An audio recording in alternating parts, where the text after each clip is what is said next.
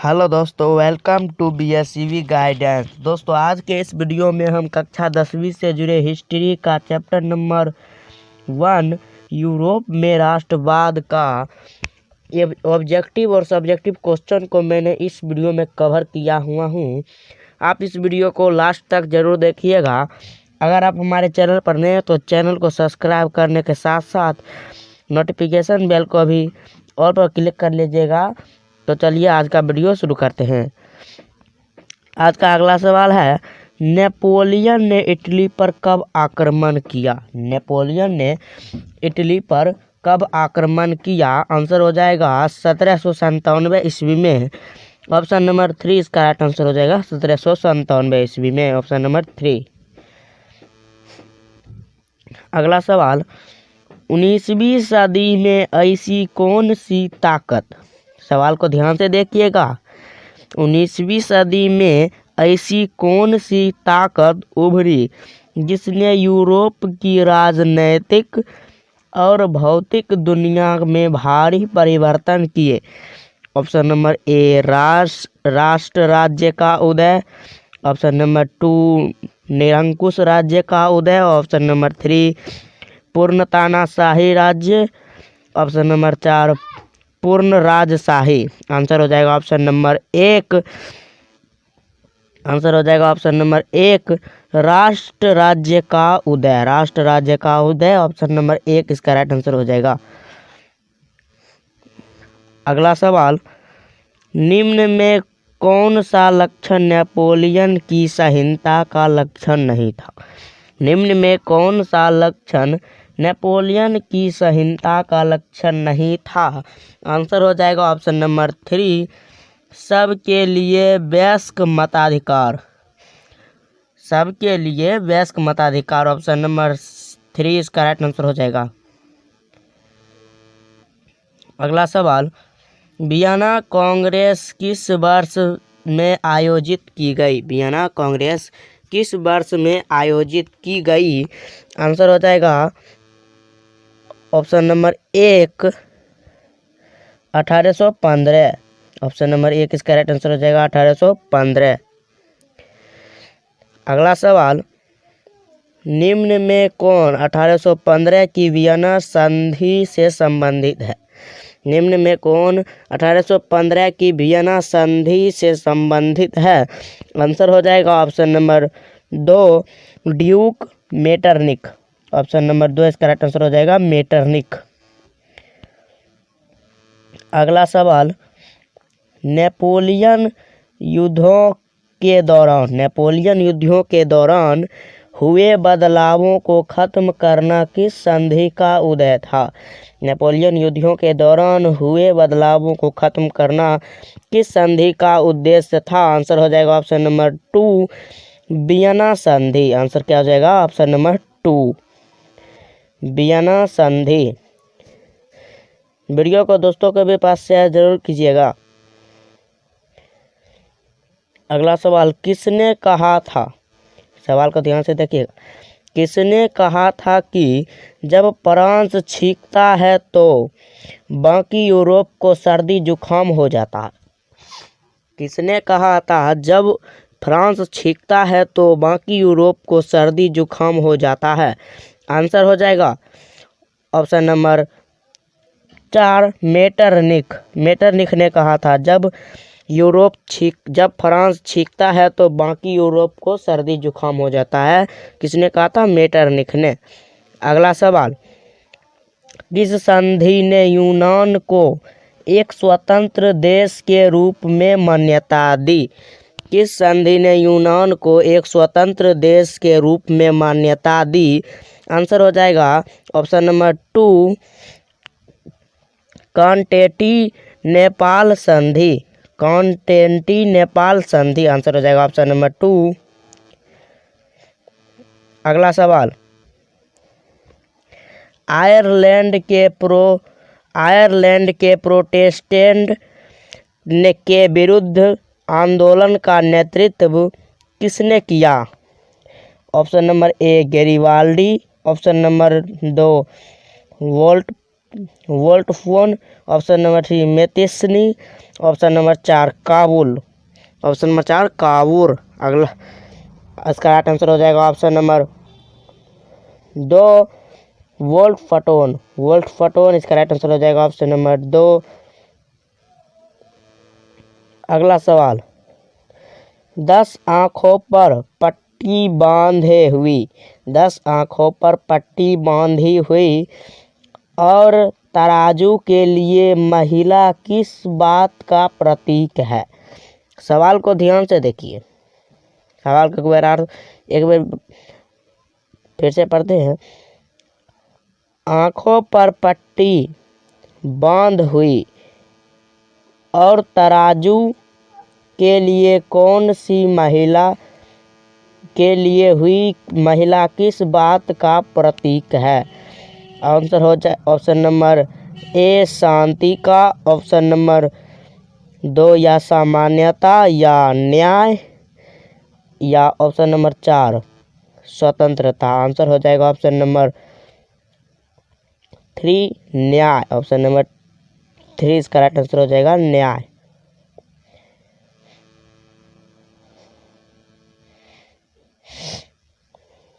अगला सवाल, ये सवाल 1 नंबर पूछेगा ऑब्जेक्टिव में। इस सवाल को ध्यान से देखिएगा, ऑब्जेक्टिव एक भी गलत नहीं होना चाहिए एग्जाम में।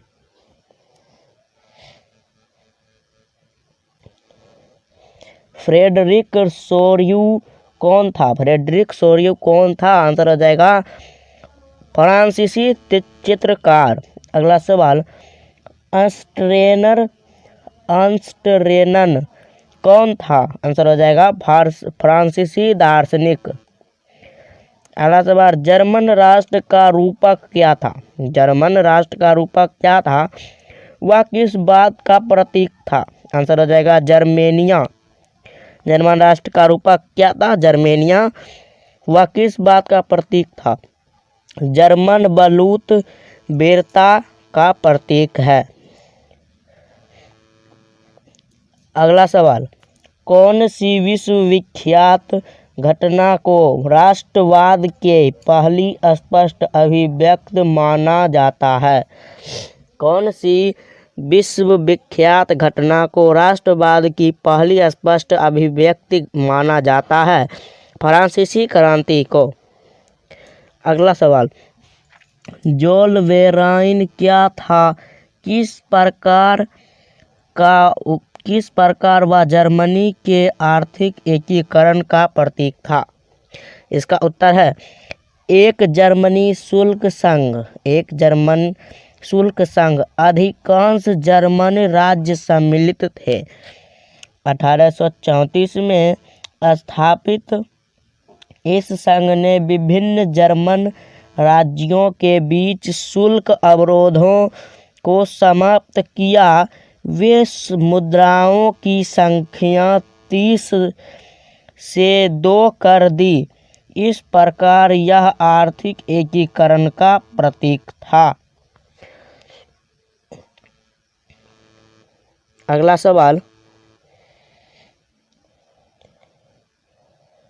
मैतिस्नी द्वारा स्थापित 2 भूमिगत संगठनों के नाम लिखे। ऑप्शन नंबर, इसका राइट आंसर हो जाएगा यंग इटली एवं यंग यूरोप। मेजिनी द्वारा स्थापित 2 भूमिगत संगठनों के नाम लिखे, यंग इटली और यंग यूरोप। प्रश्न 8, 19वीं सदी में ऐसी कौन सी ताकत उभरी जिसने यूरोप की राजनैतिक और भौतिक दुनिया में भारी परिवर्तन किए? आंसर हो जाएगा राष्ट्र राज्य का उदय। सवाल नंबर 9, बाल्कन क्षेत्र में निवासी की क्या कहा जाता है? बाल्कन क्षेत्र में निवासियों को क्या कहा जाता था? स्लाव कहा जाता था। अगला सवाल, वियना कांग्रेस किस वर्ष आयोजित की गई? वियना कांग्रेस किस वर्ष आयोजित की गई? 1815 ईस्वी में वियना कांग्रेस लागू किया गया, मतलब आयोजित किया गया। प्रश्न 11, 1815 की वियना संधि किससे संबंध है? 1815 की वियना संधि से किसका संबंध है? इसका आंसर हो जाएगा इसका आंसर हो जाएगा ड्यूक मेटरनिख। अगला सवाल, नेपोलियन युद्धों के दौरान हुए बदलाव को खत्म करना किस संधि का उद्देश्य था? आंसर हो जाएगा वियना संधि।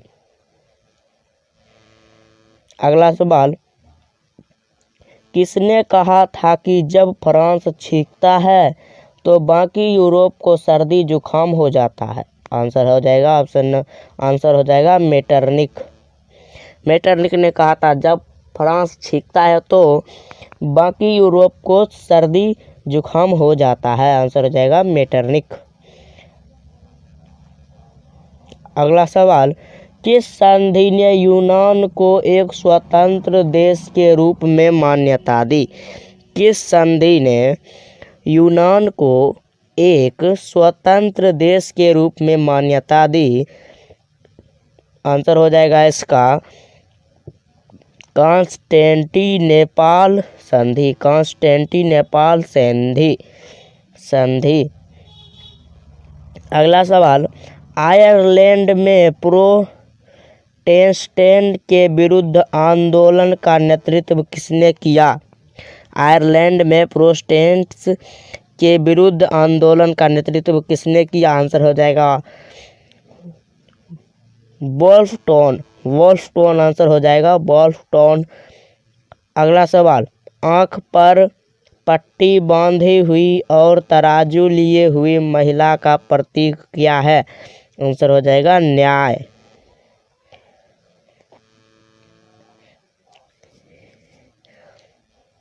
अब आ गए हैं लघु उत्तरीय और दीर्घ उत्तरीय प्रश्न में। जो प्रश्न आपके एग्जाम में 3 नंबर या 5 नंबर का पूछा जाएगा। ये प्रश्न बहुत ही इम्पोर्टेंट है। आप इस प्रश्न को ध्यान से देखते जाइएगा या कॉपी पेन में नोट भी कर सकते हैं। तो चलिए आप पहला सवाल देखते हैं क्या कहता है। फ्रांसीसी क्रांतिकारियों ने, सवाल को ध्यान से देखते जाइएगा। फ्रांसीसी क्रांतिकारियों ने फ्रांसीसी लोगों के समूह पहचान की भावना किस प्रकार पैदा की? उत्तर है पितृभक्ति और नागरिकता के विचार, नए राष्ट्रीय चिन्ह, केंद्रीकृत प्रशासनिक व्यवस्था, राष्ट्रीय भाषा, एक समान भारवेमान की व्यवस्था। अगला सवाल नंबर 2,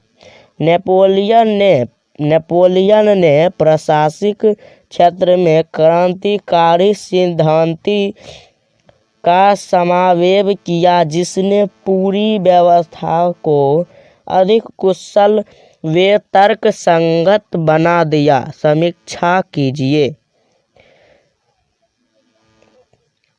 इसका आंसर हो जाएगा नेपोलियन की संहिता, ग्रामीण प्रशासनिक व्यवस्था में सुधार। अगला, शहरी क्षेत्र में सुधार, व्यापार में सुधार। अगला सवाल नंबर 3, यूरोप के राष्ट्र के विचार के निर्माण में संस्कृति ने किस प्रकार महत्वपूर्ण भूमिका निभाई? उसका उत्तर हो जाएगा कला, काव्य, कहानियों, संगीत ने राष्ट्रवादी भावनाओं को विकसित किया। अगला, लोकगीत, जन काव्य व लोक नृत्य, स्थानीय बोलियों व लोक साहित्य पर बल। चौथा, भाषा। अगला सवाल, जर्मनी के एकीकरण की प्रक्रिया का वर्णन करें। जर्मनी के एकीकरण की प्रक्रिया का वर्णन करें। आरंभ विलियम प्रथम के के सिंहासन पर आसीन होना, बिस्मार्क द्वारा जर्मनी एकीकरण की भूमिका तैयार करना, वियना कांग्रेस एकीकरण की बाधाएं, बिस्मार्क द्वारा ऑस्ट्रिया, फ्रांस आदि पराजित विश्व शक्तियों को तटस्थ किया वे एकीकृत जर्मनी एक राष्ट्र के रूप में उभरना। इसका आंसर हो जाएगा। आंसर को नोट जरूर कर लीजिएगा या आप स्क्रीनशॉट ले सकते हैं,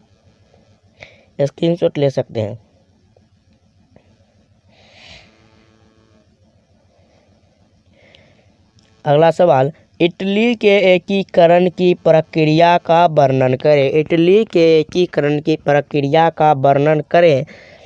इसके मार्ग में आने वाले मुख्य बाधाएं क्या थी? आंसर हो जाएगा एकीकरण की प्रक्रिया। 1832 में काबुल सर्डिनिया का प्रधानमंत्री बना। काबुल सर्डिनिया का प्रधानमंत्री कब बना? 1832 ईस्वी में। फ्रांस से संधि, ऑस्ट्रिया पराजित हुए। 1859 में लुवार्डो को राज्य में मिला दिया। द्वितीय चरण, मोडेना, टस्कनी, पार्मा आदि का जनमत संग्रह द्वारा सर्डिनिया में विलय। तृतीय चरण, 1860 में गैरिबाल्डी द्वारा सिसिली व नेपल्स पर विजय। चतुर्थ चरण, वेनेशिया व रोम पर अधिकार। अगला 1871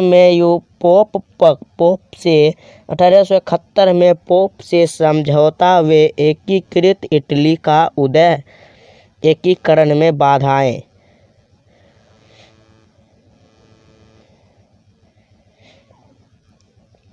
राजनीतिक विखंडन का लंबा इतिहास, विदेशी शक्तियों का आधिपत्य, पोप का शासन, वियना कांग्रेस, अनुदारवादी शासक।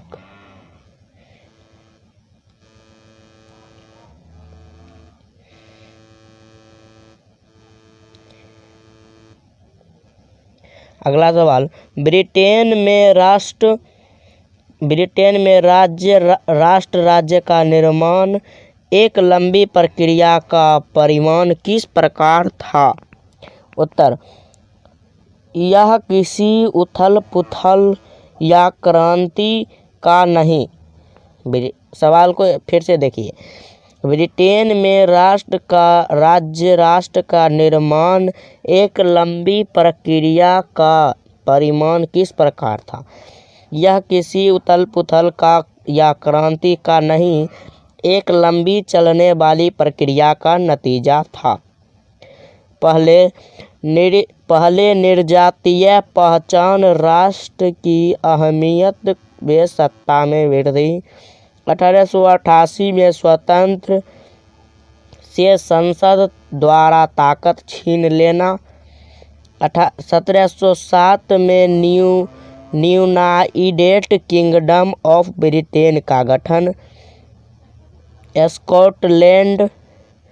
स्कॉटलैंड पर प्रभुत्व। आयरलैंड को 1801 में बलपूर्वक यूनाइटेड किंगडम में शामिल किया। नए ब्रिटिश राष्ट्र का निर्माण। आंग्ल संस्कृति का दबदबा। राष्ट्र के प्रतीक झंडा व राष्ट्रगान को बढ़ावा। पुराने राष्ट्र मात्र सहयोगी रूप में।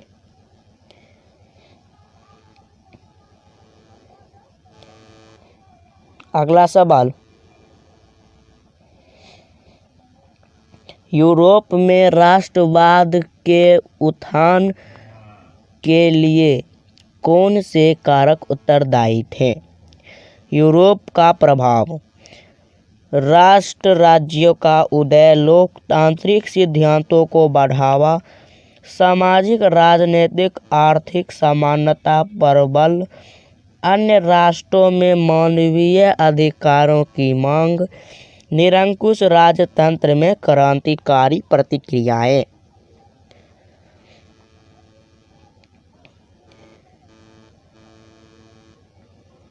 अगला सवाल, फ्रांसीसी क्रांति का न केवल फ्रांस पर अपितु पूरे विश्व पर गहरा प्रभाव पड़ा।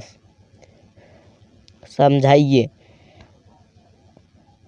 फ्रांस पर प्रभाव, लोकतांत्रिक शासन की स्थापना, लोक कल्याणकारी कार्य, समानता, स्वतंत्रता, भ्रातृत्व से भरे नए समाज की नींव, नवीन कानून संहिता लागू, नेशनल असेंबली का गठन, आर्थिक एकीकरण, कानून की समझ, संपत्ति व अधिकार सुरक्षित, मध्यम वर्ग का उदय, उदारवादी विचारक का प्रारंभ, यूनान का स्वतंत्रता संग्राम, संस्कृति व भाषा की भूमिका, जन विद्रोह। अगला सवाल, 1808 में नागरिक संहिता के प्रावधानों का उल्लेख कीजिए। जन्म पर आधारित सुविधाओं की संपत्ति के अधिकार की बहाली, जमींदारों व सामंती व्यवस्था में समानता, यातायात व संचार व्यवस्था में सुधार, मानक न्याय तौल पैमाने चलाए बन। अगला सवाल, यूरोप के कुलीन वर्ग की विशेषता, जीवन जीने की समान शैली, भू-अस्तित्व, कूटनीतिक भाषा, आपस में वैवाहिक संबंध, उच्च वर्गों के बीच फ्रेंच भाषा का प्रयोग। अगला सवाल, 1815 में वियना संधि के उद्देश्य बताइए। इसके प्रमुख प्रस्ताव व व्यवस्थाओं का वर्णन कीजिए। उत्तर नीदरलैंड में साम्राज्य की स्थापना, दक्षिण में जेनेवा को पिडमाउंट के साथ मिला दिया गया, पर्सा को पश्चिम में नए क्षेत्र दिए गए, पूर्व में रूस को पोलैंड का हिस्सा दे दिया गया।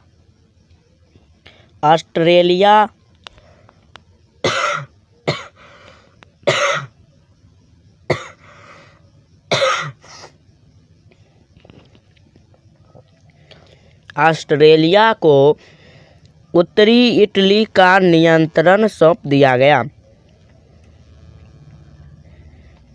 अगला सवाल, यूरोप में उदारवादियों द्वारा समर्थित राजनीतिक, सामाजिक और आर्थिक आदर्शों क्या थे? कानून की समझ, समानता, वयस्क मताधिकार के पक्ष में नहीं, बाजार की स्वतंत्रता तथा राज्य द्वारा वस्तुओं एवं पूंजी के प्रभाव पर लगे प्रतिबंधों को समाप्त करने के पक्षधर।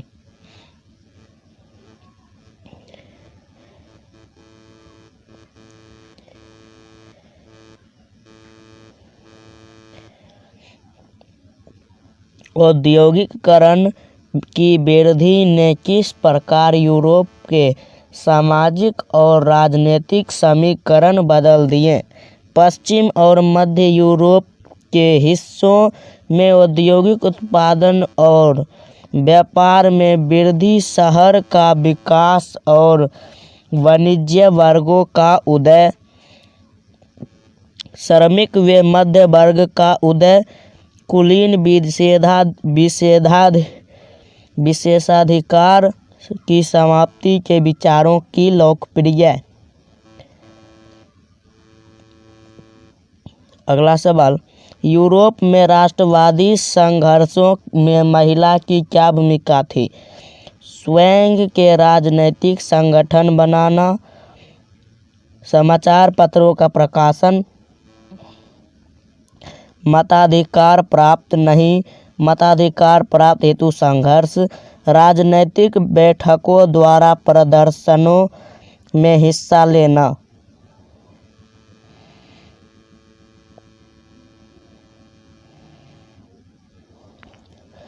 अगला सवाल, 19वीं सदी में यूरोप में राष्ट्रवाद की लहर के क्या कारण थे?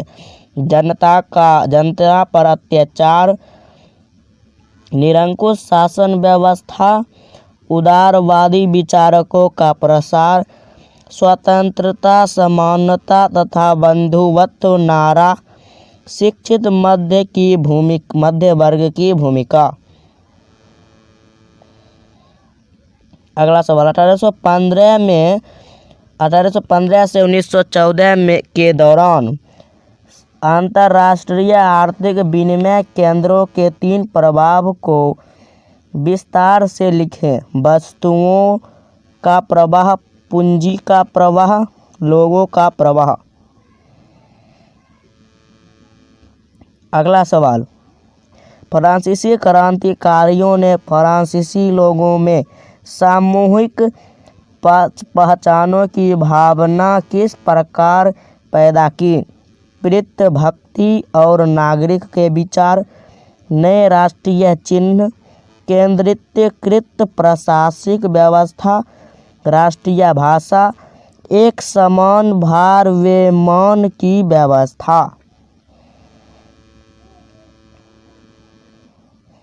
अगला सवाल, नेपोलियन द्वारा लागू किए गए प्रशासनिक सुधारों के विषय में बताइए। नेपोलियन की संहिता, ग्रामीण प्रशासनिक व्यवस्था में सुधार, शहरी क्षेत्रों में सुधार, व्यापार में सुधार। अगला सवाल, 1804 की नागरिक संहिता के प्रावधानों का उल्लेख करें। जन्म पर आधारित सुविधाओं की समाप्ति, संपत्ति के अधिकार की बहाली, जमींदारों व सामंती व्यवस्था की संपत्ति, यातायात व संचार व्यवस्था में सुधार।